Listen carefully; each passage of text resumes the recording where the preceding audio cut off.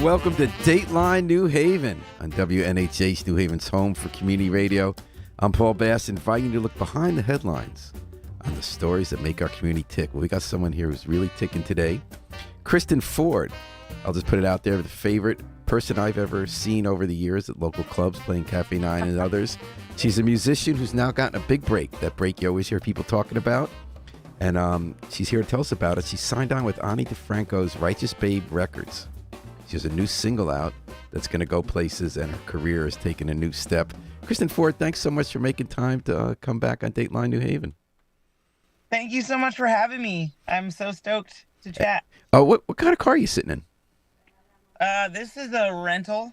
It's a Mazda. And where are you? I am somewhere in the Northeast. Okay, no more. Like you on tour or? In an undisclosed location. Yeah, I'm. So this is my first tour bus tour, and it was really fun. I flew into Minneapolis, and someone else drove my equipment up to the first date, and then we just wrapped up the tour in Beverly, Mass. And so now I'm driving back all of the gear and etc. Well, there you have. I was going to get to that later in the conversation. We will, but you've been on the road since 2014, and this is a very different way to tour, isn't it? Like you were one of those people who make a living at music, kind of grinding it out every day, schlepping your own stuff, booking those things, and now you got a tour bus. You got someone handling equipment. It's kind of cool. Yeah. Oh, absolutely. I was joking with Ani on Sunday. I said, "You just ruined me for DIY touring." She says, "Yeah, back in the van." And I'm like, "The van? Try like the Corolla. Try the..." Or the El Camino. That's one of my favorite videos and songs of yours. El Camino. And that was, I think that's the one you shot in New Haven, like on top East Rock at night, correct? That's right. That's a great video, right, Kristen. But 9 years, I think you put in your time. I think you're allowed to have a tour bus and someone very burly to schlep your stuff. So, yeah. Kristen, you got a new single out on Ani Righteous Babe Records called The White Man's Dream. Is there a whole album coming out too, or what's the deal? Yeah, we're working on a record, which I can't tell you when that'll be coming out, but I can tell you I'm really excited about it, and I think it's some of my best work. And she produces the recording, right?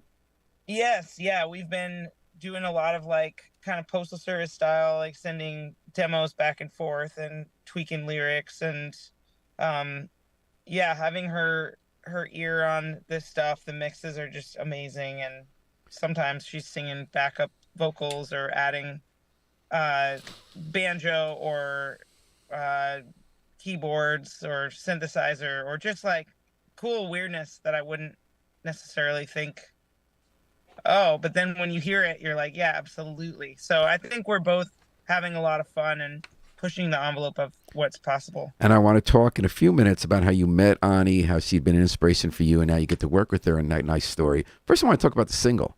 So yeah, she plays on the single too. Like, where did you record it? We recorded that in New Orleans at her home studio. So we did that over like 3 days, and yeah, it was really cool. I wound up playing everything except she played some synth bass and sang some backups. She played guitar, bass, and drums? Yeah, I played the drums and the guitars, and there's no bass guitar, it's just synth bass on that song. I gotta say, the thing about seeing Kristen Ford in New Haven over the years, the fun part was that no one's better at the one-person band deal, doing the loops, right? Like you start out playing usually a guitar rhythm, you press the loop, it keeps going, then you press the lead guitar, and then you hit the drums, and it's all like the band rocking out. And I've heard people who know a lot more than I do say, like, no one does it better than you, and it's got that incredible energy and that rawness of almost garage rock, where you're really letting go. But now, over the years, I've noticed you do a lot of playing with other musicians. You had one thing over the pandemic when you were playing with a cellist. I think you called it Evergreen Trio or something, yes, where you really took an interesting turn there, too. Yes, very, very fun to play with other musicians, and depending on the instrumentation and who is hanging out, you never know what might happen. So in preparing for this solo opening run, I I did have one rehearsal with a trio where it was like bass and drums, and thought, gosh, this is fun. These songs have a lot of energy. But I feel like I've gotten myself with my abilities as a musician and with my setup of toys and tricks that I wind up trying to have a lot of fun. And somebody was at, sometimes these fans are so incredible and so dedicated. Like they'll go to multiple shows. They'll go to 3 shows or 5 shows, I think was the record that somebody attended. But some of the feedback that I get is it's your set changes every time. It's slightly different every time. And that, I think that's part of the advantage of, I don't do anything pre-recorded. All of the looping stuff, even though it might be 10 layers, I'm putting it all down on the spot. So you never know how that might My favorite evolve or part was how you change. ended your last show I saw, I think it was about a year ago, when you brought the other musicians on stage and did a really kind of trippy jam that I thought was excellent. That was Yes. totally unlike the rest of the set and had this great kind of non-climactic way of ending. I thought that was beautiful. But as you put it, you used the word DIY, and you're really making a transition, right, Kristen, from like DIY troubadour to recording art, like momish recording artist, and going down to New Orleans and recording with Ani DeFranco. Could we play the song in full for folks? Do you mind just sitting and listening for the 1,000th time? I'd love And to. then we'll talk about it. So this is Kristen Ford's new single called "White Man's Dream." I've watched the video; it's kind of interesting with animation and stuff. And but here is just going to do the audio. Let's go.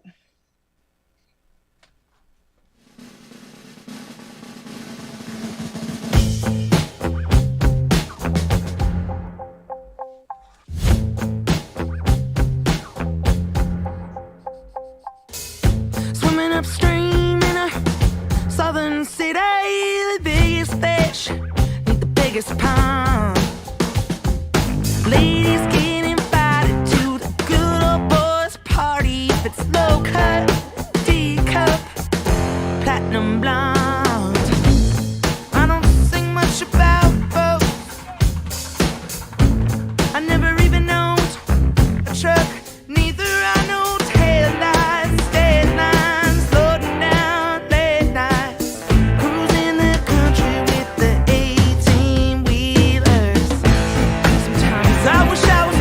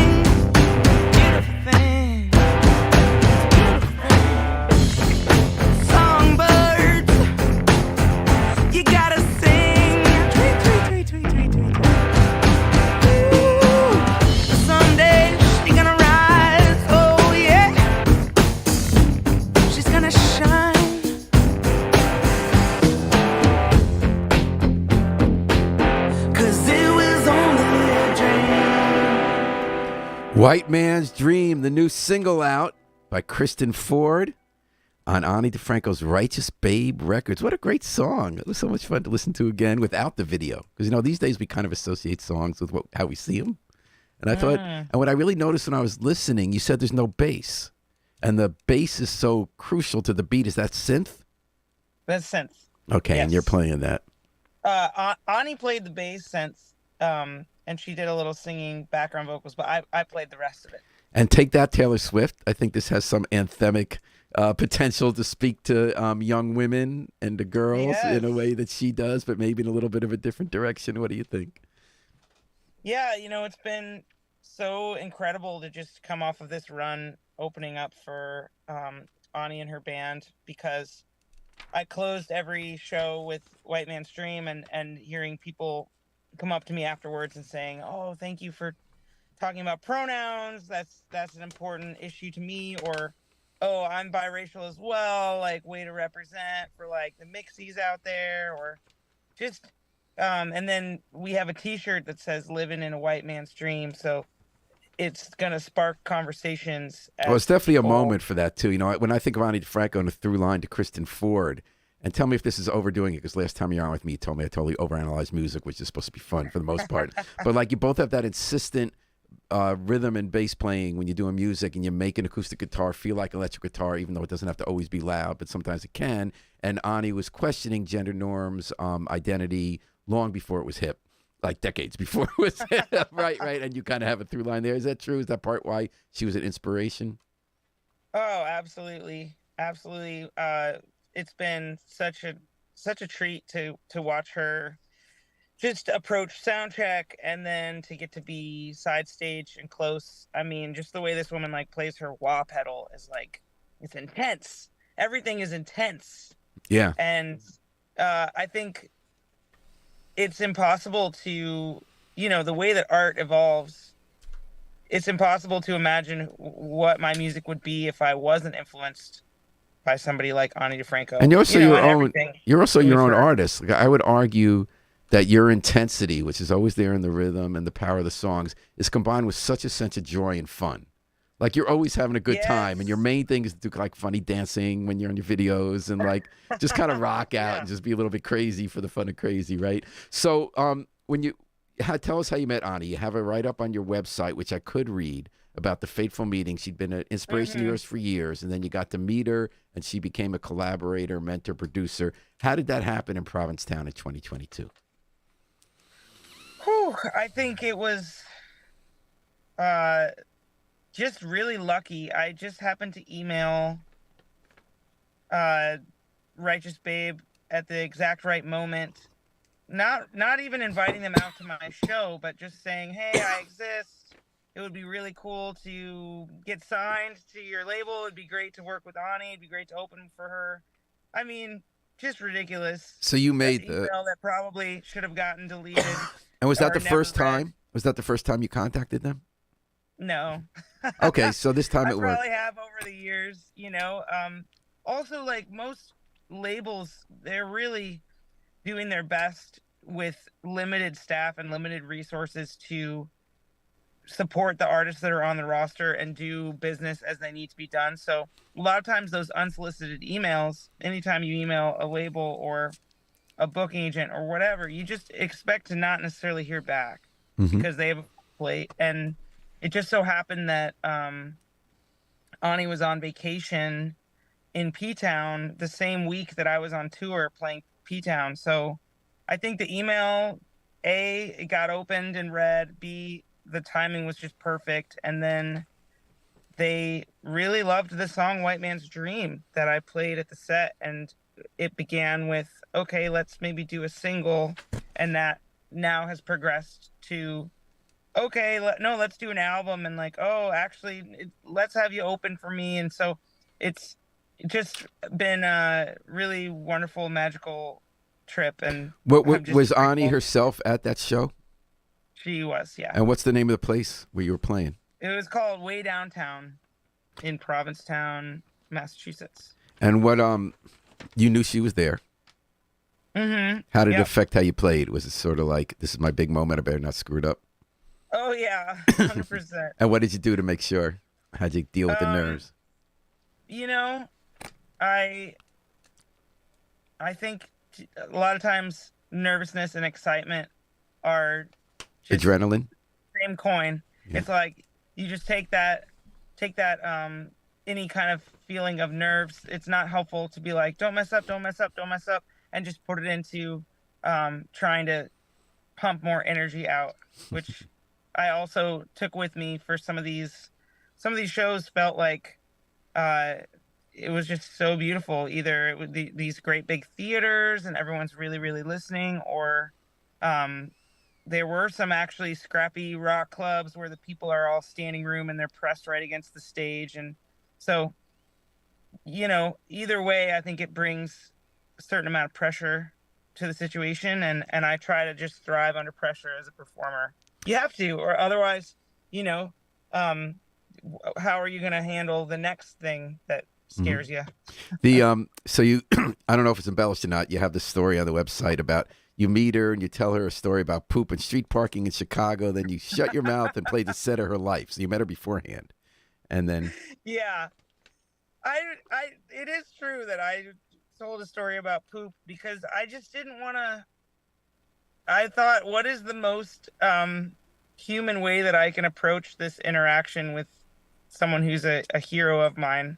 Because I didn't want to just be a fangirl. Oh my gosh, you're so great. I just have loved you forever. I know she's heard that and continues to hear that plenty, but to have a real conversation as two human beings, that was more my priority. And also, I think I was pretty nervous, so I just diarrhea of the mouth. Take it literally. She heard your music, and that's what counted. We've heard your music, the music of Kristen Ford, who's here on Dateline New Haven, WNHH-FM 103.5 FM live streamed. New Haven Independent. We've been following her over the years as one of the great up-and-coming musicians doing DIY touring in New Haven as a regular, and now she's kind of hit a bigger level here. She's got a new single, White Man's Dream, album to come on Ani DeFranco's Righteous Babe Records. How many cities did you tour with, Ani? 12. Okay. So it was the Midwest and Northeast, and a whole lot of fun along the way. Did you get to jam with her on her set at all? I did, yeah. We did a few songs together, and That must have been fun. oh, it was an absolute blast. Does she still do Both Hands? That was always my favorite. My daughter's Yes. actually introduced me to that song. It's a really good song. Yeah, she even played it on the last night of the tour. It wasn't even on the set list, but I think she just got inspired and played it. I love the guitar playing on that song. It's just so interesting the way it builds and then doesn't build. So I thought of you, Kristen, the other day because I was reading the story about Jan Wenner, the founder of Rolling Stone, the Rolling Stone Museum. You knew the question was coming, right? And was the power behind who got considered the rock star, greatest hits of all times. Starting Control, the Rock and Roll Museum, who got in. They're almost all white men. You want to talk about the white man's dream of your song. Well, you saw what happened last week. He gave an interview with the New York Times. And they said, you have a new book out. Why is everybody a white man when you talk about the greatest figures ever in rock? And why is you have to go to number 97 to get Suzanne Vega on your list, when you do that? And he said some incredible things. I mean, he said about how basically these are the only real rock philosophers, as though there was never an Aretha Franklin or a Joni Mitchell, and somehow Mick Jagger became not a babbling interviewee in his mind. And it was swift. Within hours of that interview coming out, the directors of the museum he started in Control booted him. I mean, he's no longer there. He no longer gets to decide who's in the Rock and Roll Museum because he always decided. And it was because he finally got called to account for making it a white man's dream. It made me think of a conversation you and I had last time when I noted how the couple times I saw you, you were touring with all-female acts. But you made a point of not calling it the chick show or the women's show or women's rock. And you had kind of a set, I know you don't like me getting too serious and deep about fun music, but you said something about how while you like promoting women in music, it was important you not to call it women's night or ladies' night, as making as though that's something different. Did I get that right? That there's this fine line between women get shut out in the white man's dream, but the answer isn't to just call attention to them as women rather than as musicians like everybody else. Sure. Well, and I also think that the binary is not necessarily as inclusive as we could get to. I think it would be kind of neat if when we go to introduce ourselves, if it just is hey, my name's Kristen, my pronouns are she, her, and it's just not a big deal, but it's just like, well, how do you want to be received? How do you want to be seen in the world? And um especially the playing these shows, these all ages shows, uh there are so many young people who are feeling very free about who they want to be in this life and in this world. And I think that race and gender, it's like, let's all just chill out and and focus on connection and helping each other and finding commonalities, finding common ground. And uh I do think that it was neat to be on a tour that was it was obviously so special to be working with a personal hero of mine. Ani has built Righteous Babe Records from the ground up herself, and I have so much respect for her. She's like the original DIYer. Mm-hmm. But also the tour, we had a female tour manager. We had a female front of sound engineer who's like calling the shots on how the trailer's getting loaded. And so How it about was the like roadies? it was, well, that's what I'm saying, is like it's like a half female crew, and it's nice to just feel like it's not a boys club, it's an everyone's club. And I think as more and more people who are buying guitars and who are wanting to rock out and leave their mark and make moves, like, it's definitely not a boys club anymore, but it can be an everybody club. No question. You talk about all ages shows. Would you agree with me that every single generation, it's that very younger generation, their teens and early 20s, who so much more quickly can embrace change in how we perceive gender, sexuality, and race? Like, for them, stuff that is a huge deal for, first of all, my generation, God forbid, like gay marriage just wasn't going to happen in our lifetime, and then it did, And then Ani's generation, they take that, then your generation, where there are a lot more people you got on your tours. And then I'm guessing that then when we hear about all the teens now who, just as a matter of course, are really feeling encouraged to explore their identities, whether it's pronouns or whatever else. I think it's a hopeful sign amid all the stuff that makes us bummed in the world, Oh yeah, absolutely. I think that all the isms is like a learned trait, and we can, when you're young, you're malleable, and you can learn, you come from a place of love, and you can learn hate. But I think more and more it's been inspiring to me, the power of a song, the power of putting it out there in music. And I love that you said that I have a lot of joy to what I do, because I do find that if I'm having the best time, that's when the best music comes out. And I mean, that was my first word fun. for when people say, when I say, hey, do you want to come with me to Cafe 910? It's like, she's so much fun. That's the first part. Yes. Yes. Yeah. And when people tell me it was fun, I got to stand at the merch booth and meet people, and have folks say almost guiltily, I've never heard of you before, but you were great. Or, thank you for playing. And I always just say, no, my pleasure. Like, I love music. I would not want to be doing anything else. Well, I'm so excited that now you've gone to the next fun. level. We're all cheering you on in New Haven as you go on. What's Yay. next? Thanks for making time for us today. Congratulations on your upcoming album with Ani DeFranco. What's next for Kristen? The album, a tour, and your own? Yeah, I'll be going back down to New Orleans soon to finish up the record, and hopefully some more touring soon. So I'm also going to be just taking a little time to do some journaling and some reflection and just gratitude on this crazy month I've had of September. It's been such a blessing. Well, way to go. Yeah. I look forward I'm just trying to marinate in that. Looking forward to what's next. So everybody, the song is White Man's Dream. Check it out if you haven't already. And thanks to Kristen Ford for joining us, and Harry Droz working the controls. We're going to take it out, not as usual with the Afro-Semitic Experience, but with one of my favorite Kristen Ford size projects. The one I probably listen to the most, which is the Blue Jays, which really combined what she does musically with what her partner Genesis does rhythmically in her speaking. So we're going to take it out with the Blue Jays on WNHH 103.5 FM, live stream newhavenindependent.org. Thank you, Paul. Appreciate you. Thank you, Kristen.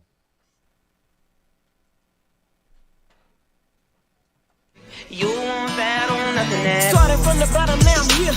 Used to be blurry about my vision, now it's clear. Run the pipeline from the prison to the school. Only here for the goals, so you better run the jewels. How you build an empire when you never had the tools. Could've shortchanged the game, but instead I paid dues. All I ever did know was that hustle and that blow. And my mama ate crows just to save my soul. So I'm dressed in black, ready for attack. But you want that like hard when he stepped back. Never been concerned about the shoes on my feet. Always had soul, cause I grew from the concrete. Better step aside when you see me come through, cause I'm the definition of the elder dreams come true. Just a girl from the third class with a slight wrong. Never take less than, cause I gotta have it all. Just the strings on my guitar. Put my life inside a car. Headed to the next level. I don't stress, I got the blue magic.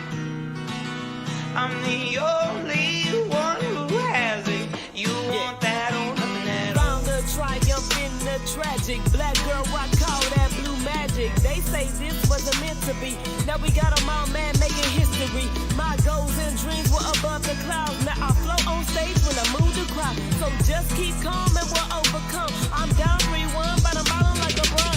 Yeah, we run against the grain. Yeah, we ride in our own lane. Got them eating out our hands. Run this town, we run this land. Wasn't supposed to get this far. Now we know how blessed we are.